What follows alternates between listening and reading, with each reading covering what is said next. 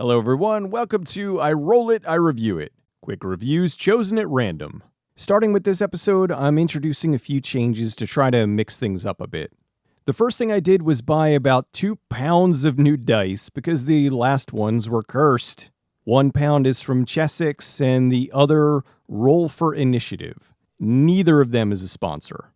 I also have a D30, D60, and D100, which I'll explain in another video when they come into play. Although the D100 is going to be an issue because it doesn't fit in my dice tower and never seems to stop rolling. The other thing I did was clear out my cookies, which should lean back into the randomness, instead of the algorithm feeding me movies similar to what I had been viewing. Now with that out of the way, let's see where I'm watching. 1 is Netflix. Now roll for the genre. 16. That's fantasy. Now it's time to roll for the movie. 6. Alright, 6 is Damsel. I'm in the mood for a good fairy tale movie. I hope this is that. I'll be right back. I thought about this one for a bit and... No, sir, I don't like it. Well, let me get into that.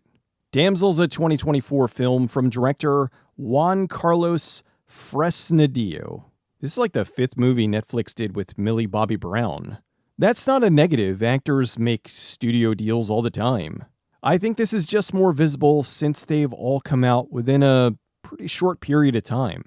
The movie, without spoiling it too much, is about a young woman who marries a handsome prince, but then her life gets turned upside down in the worst possible way.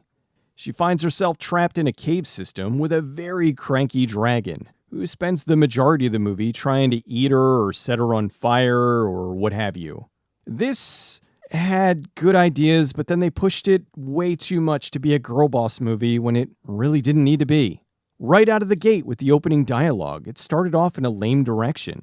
It was something along the lines of, "There are fairy tales where a beautiful princess is rescued by a handsome prince. But this is not that story." Ugh. Really, the movie would have been bumped up a few points if they didn't have that voiceover. It was completely unnecessary. Brown plays Elodie, and they do a pretty good job of establishing her skills. She's not the dainty princess, she's not even a princess at all, but a peasant girl who gets married off to a prince to save her family. They show her running and doing outdoor work, so it's established that she's strong and has stamina without beating you over the head with it. Again, showing that they didn't need the lame voiceover intro. There's a surprise that's spoiled in the trailer, but really, even without the trailer, you could see it coming. Because of that, the first half hour or so felt superfluous. They could have condensed it down to about 10 or 15 minutes and it probably would have had more impact. The whole thing has Elodie being treated like a princess when everyone around her is acting slightly weird.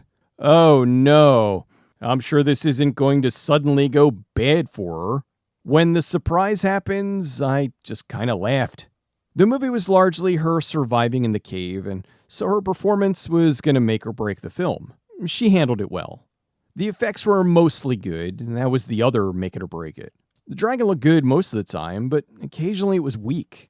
Nothing major, and it didn't ruin the film, but every now and then it went from, "Wow, that's a cool dragon," to, "This is Panzer Dragoon on the Saturn."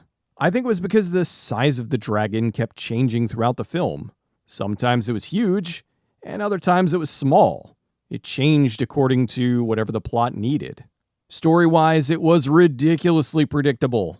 From the big surprise at the half-hour point, to the other surprise they had later in the film. If you've seen even a handful of fantasy films over your lifetime, you can figure this out easy. Oh wow, the dragon isn't really evil. It's the royal family who were the evil ones. Give me a break. The ending was kind of neat, and I did like the way it was done. Still corny, but enjoyably corny. She gets her revenge in a big bombastic way, which I wasn't entirely expecting, so that's a plus. It's just a shame the rest of the movie was so cliche-ridden and predictable. Damsel could have been much better. If it was cut by about 20 minutes, they got rid of the opening voiceover, and maybe didn't use every single fantasy cliche, I think it could have been something. I did enjoy a little bit of it, so for that, Damsel gets a mediocre. You know what? It was at least a new genre, so I'll take it. Thanks for watching, everyone. I'll see you next time.